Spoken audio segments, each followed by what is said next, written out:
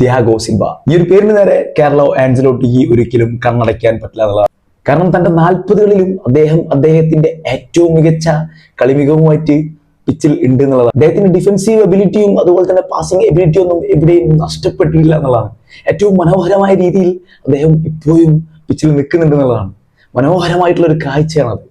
ഇന്നലെ FIFA club world കപ്പിൽ അൽ ഹിലാലുമായി നടന്ന മത്സരത്തിൽ 2-1 എന്നുള്ള സ്കോർ മാർജിനിൽ അൽ ഹിലാലിനെ പരാജയപ്പെടുത്തിയിട്ട് സെമി ഫൈനലിലേക്ക് കയറുന്ന ആദ്യ ടീമായി ഫ്ലുമിനൻസ് മാറുമ്പോൾ അവരുടെ ക്യാപ്റ്റനായിട്ട് ആ ഒരു ആംബാൻഡ് അണിഞ്ഞിട്ട് ഗ്രൗണ്ടിൽ ഉണ്ടായിരുന്നത് തിയാഗോ സിൽവ എന്ന് പറഞ്ഞ ആ ഒരു വെറ്ററൻ ഡിഫൻഡർ ആയിരുന്നു എന്നുള്ളതാണ്.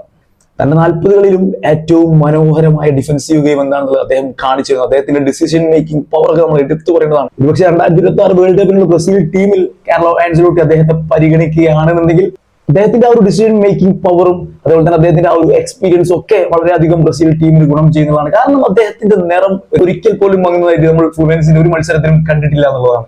കാർലോ ആൻസലോട്ടി 2026 വേൾഡ് കപ്പിനുള്ള ബ്രസീൽ സ്കോഡിലേക്ക് ഒരു പക്ഷേ അദ്ദേഹത്തിന് ഒരു അവസരം നൽകുകയാണെങ്കിൽ അദ്ദേഹത്തിന് ഇനിയും പലതും ചെയ്യാൻ കഴിയും എന്നുള്ളത് അദ്ദേഹം ഈ ഒരു ഫിഫ ക്ലബ്ബ് വേൾഡ് കപ്പോട് കൂടി കാണിച്ചു തരുന്നുണ്ടെന്നുള്ളതാണ് നമുക്ക് എല്ലാവർക്കും